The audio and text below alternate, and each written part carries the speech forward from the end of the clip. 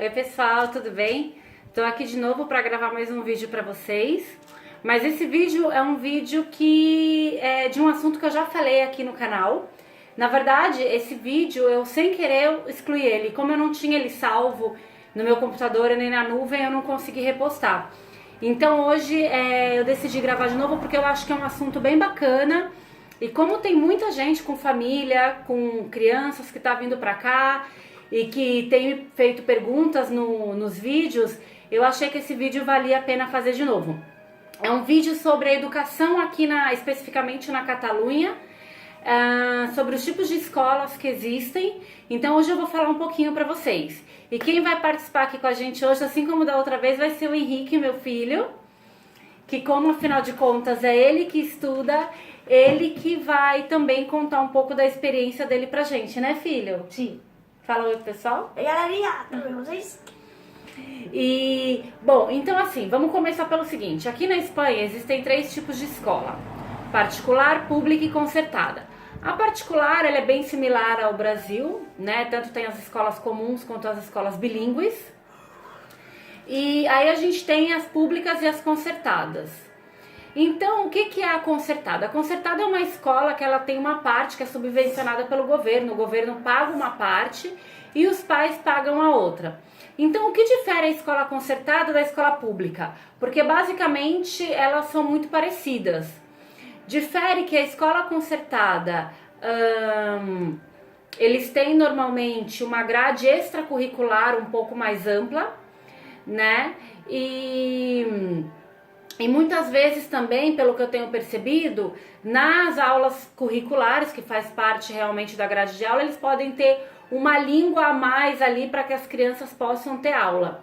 Além também dos uniformes, as crianças nas escolas concertadas usam uniformes, na escola pública não. Então é basicamente isso, porque assim, o ensino, a qualidade do ensino é exatamente a mesma das duas escolas.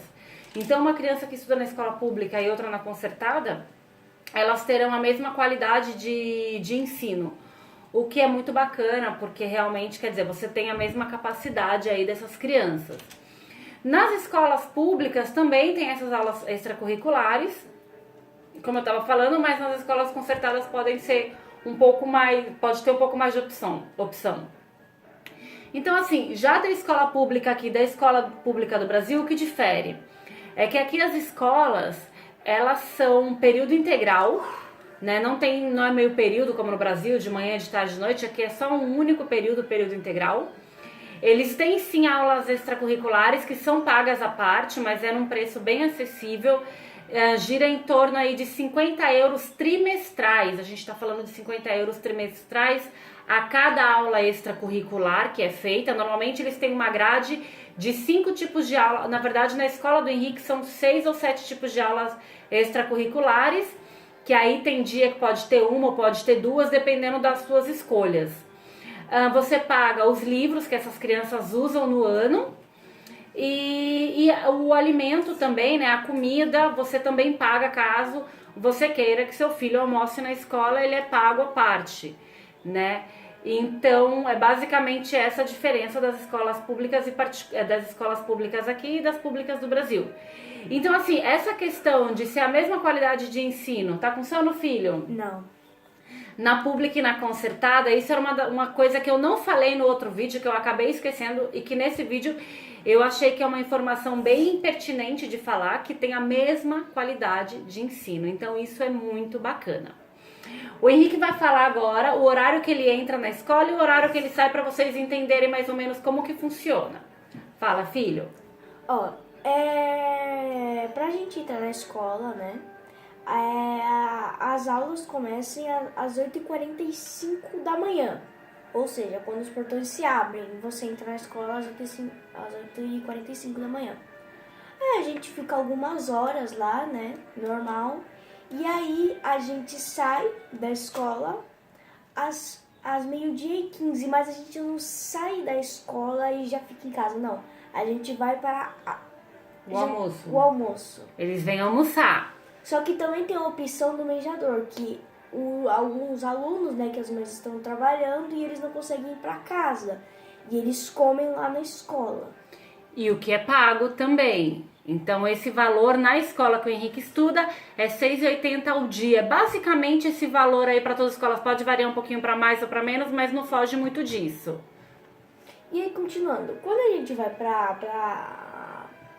pra casa ou pro mediador, a gente fica umas 2 horas e 15 minutos lá. E a gente vai para a escola às 2h30. Volta às 2h30. Sim. E a gente fica mais um tempinho e a gente sai da escola para ficar o resto do dia em casa às 4 horas da tarde. Aí às 4 horas é o período que encerra o período do dia para eles aqui. Então, sim. Só que como tem algumas crianças que tem o extracurricular, eles saem um pouquinho mais tarde, como às 5 horas. Exatamente. Depende aí do que você vai querer colocar seu filho, enfim. A opção de levar para casa para almoçar ou não é dos pais, claro, tem muitos pais que trabalham, não tem opção, tem que realmente deixar, mas quem tem é opcional de deixar ou buscar na escola. Outra coisa que é importante também, para quem não sabe, aqui na Europa a escola ela tem um ano letivo no início em setembro, diferente do Brasil, porque como o verão aqui ele é no meio do ano, então a gente pega as férias do verão, assim como no Brasil existem as férias de verão, que é no fim do ano, aqui também tem essas férias de verão, porém elas são no meio do ano, né? Então assim, normalmente as escolas, para que você quer que seu filho entre, você faz uma visita nas escolas, você tem aí uma opção de escolher até 10 escolas, né, por ordem de preferência que você queira, e você pode visitar essas escolas. Essa visita se chama de Jornada de Portas Abertas, que isso começa em abril, mais ou menos, onde você pode visitar essas escolas que você quer que seu filho estude e fazer essa lista e entregar eu não sei exatamente se é no ajuntamento, se é na subprefeitura do local que você mora, eu não sei exatamente como funciona, mas você faz essa lista e você tem como escolha para poder... você faz essas escolhas como preferência do que você gostaria que seu filho estudasse. Aonde você gostaria que seu filho estudasse, desculpa. E aí, através dessas escolhas, claro que é feita uma análise próxima onde você mora. Normalmente vai ser julgado próximo. Então, realmente, se você mora num bairro e se você vai em outra escola, de outro bairro, a possibilidade de você conseguir vaga naquela escola é muito pequena. Porque aqui eles dão muita preferência que você consiga sempre as escolas no bairro em que você mora, né? E é no bairro mesmo onde você tem a possibilidade de ir a pé. Então, realmente não é uma coisa perto, mas que você precisa pegar um meio de transporte ali para poder chegar. Não, é perto a ponto de você ir a pé. Porque aqui eles se preocupam muito com isso. Então, isso é muito bacana também, que eles levam em consideração isso também. Então, assim, você chega nessa época, para quem chega nessa época, na verdade, tem essa opção de visitar, tem esse tempo de visitar as escolas, escolher. Para quem não chega nessa época, como foi o nosso caso, que a gente já chegou quase em junho, então a gente não teve essa opção. Só que aqui onde a gente mora também, a gente só tem 2 escolas. Eu só tenho aqui a escola pública e uma escola concertada. E o Henrique estuda na pública, então a gente nem chegou aí na concertada. Então realmente era a única opção que a gente tinha. Tem bairros que tem mais opções de escolas, então aí você acaba querendo visitar para ver métodos de ensino, enfim, como funciona. Agora a gente vai falar um pouquinho do quê? Da adaptação do Henrique, como foi quando ele chegou aqui. Como que ele aprendeu a falar o espanhol, o catalã, como que ele se saiu nesse começo? Fala um pouquinho, filho. Então, né, como qualquer criança, né, que foi para um outro país, ela tem um pouquinho de dificuldade para se adaptar com o lugar. E aí, eu teve a mesma coisa, como eu não tinha tantos amigos, eu não falava, a maioria da escola eu ficava quieto, não brincava tanto. E eu também era bem tímido. É igual como todas as crianças que vêm para outro país não conhecem ninguém. Então, e aqui, né, eu não fazia nada quando eu comecei a entrar na escola. Eu não fazia absolutamente nada, porque eu não sabia a língua, eu não sabia falar, eu não sabia escrever naquela língua. Então, pra mim, eu não fazia nada na escola. E é importante lembrar que como a gente chegou no final de maio, Ele ainda chegou, ele ficou estudando durante 15 dias, que foi bem próximo às férias, né, de final de ano letivo aqui, que é em junho. Então ele estudou 15 dias somente e que realmente ele não fez nada durante esses 15 dias, né, filho? Sim. E aí, passando esses 15 dias, a gente entrou as férias de verão e aí, em setembro do ano passado, aí sim ele iniciou um novo ano aqui. E aí, como que foi, filha, esse início de ano pra você quando você realmente chegou na escola? Então, quando eu cheguei na escola, no novo ano, eu já tava lá falando melhor o espanhol, eu me comunicava, mas bem pouco. Bem pouquinho, bem né, pouquinho, filho? eu não me comunicava tanto. Porque assim. como foram quase 3 meses de férias e onde ele ainda não tinha amizade com ninguém aqui, então ele realmente não treinava a fala, né? Então realmente ele falava quase nada. Exatamente, ele fez Duolingo. Muito. Ah, e aí, filho? Aí você chegou e aí você teve a aula de acolhida. Aqui, em muitas escolas aqui na Catalunha, eles têm uma aula de acolhida que é uma aula intensiva de catalã, porque aqui o governo, né, da Catalunha, eles fazem muita questão que essas crianças que estão chegando de fora, estrangeiras, aprendam a língua deles aqui. E na verdade, ela é mais importante para eles aqui do que o espanhol, por incrível que possa parecer. As aulas, elas são 90% das aulas aqui são ministradas em catalã e realmente o espanhol, ela entra como uma aula à parte, é tanto que eles têm 2 únicas aulas de espanhol na semana e são os únicos momentos onde as crianças se comunicam com os professores em espanhol. Do contrário, essas aulas, elas são todas em catalã, os professores só falam em catalã com os alunos, os livros, todos os livros, todas as matérias são todas em catalã, exceto realmente os livros de espanhol. E apesar...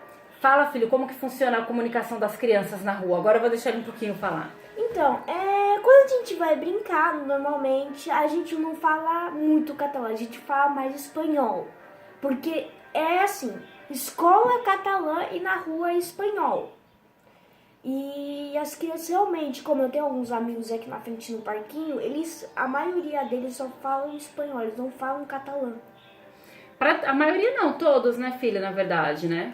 Todos. E até mesmo na escola, no momento que eles se comunicam, as crianças se comunicam entre elas, na hora do intervalo, eles só falam realmente em espanhol.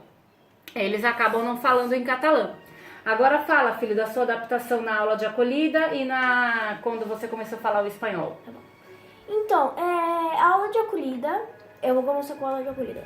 A aula de acolhida é uma aula que você aprende a falar o catalã, como minha mãe disse, que é só catalã. E normalmente, como a minha aula de acolhida no ano passado, eu tinha 3 vezes por semana, que eram umas 2 horas por aí. E a maioria das classes eu perdia. E eu fazia a aula de acolhida, e tanto que eu me acostumei. A maioria das outras aulas, ele quer dizer, das outras matérias, ele acabava realmente não acompanhando por conta da aula de acolhida, que ele tinha que aprender. Como eu falei pra vocês, é o que eles fazem eles dão muita prioridade aqui para que eles aprendam o catalã. Então ele passava a maior parte dos dias dele na aula de acolhida e menos na sala de aula, né, filho? Sim. Então, agora indo para a língua do catalã. Então, o catalã e o espanhol, o espanhol ele é fácil de aprender para nós que somos brasileiros, porque é muito parecido. E aí é mais fácil da gente aprender como os americanos, entendeu?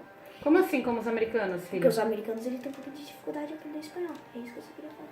Ah, sim, não, vocês entenderam, né? Porque é uma língua mais distante, claro. Enfim, é uma língua que realmente para aprender quem seria nativo do inglês é mais difícil para aprender o espanhol, é isso que ele quer dizer.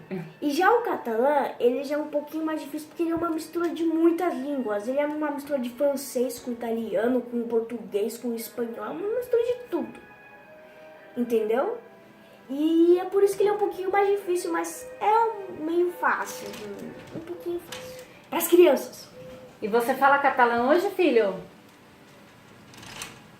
Por enquanto eu tô falando português. Tudo bem, mas você já aprendeu a falar catalã? Ah, sim, mas eu não aprendi fluente, né? Eu falo um pouco. Como que fala eu me chamo Henrique em catalã? Eu só que eu não cliquei. Ele já compreende bastante, né? E já consegue se comunicar. Ele ainda, para falar o espanhol, ele faz uma mistura de espanhol com catalão, às vezes ele acaba fazendo uma mescla aí. E a qualidade do ensino, filho? Muito boa. Gente, a qualidade do ensino aqui da escola pública do Brasil e com aqui é muito diferente, porque eles realmente fazem matérias boas e são boas. A matemática também é muito boa, como só no quarto ano a gente aprende já sobre divisão, fração, coisas de linhas, lá de desenhos, tudo isso no quarto ano. Ou seja, é muito melhor do que o Brasil aqui a matemática. E assim, na pública. Levando em consideração que no Brasil, em São Paulo, o Henrique estudava numa escola de método de ensino objetivo e a gente percebeu que assim, realmente a qualidade do ensino aqui ele é bem superior. E a escola que o Henrique estuda também é uma escola que a gente gostou muito, assim.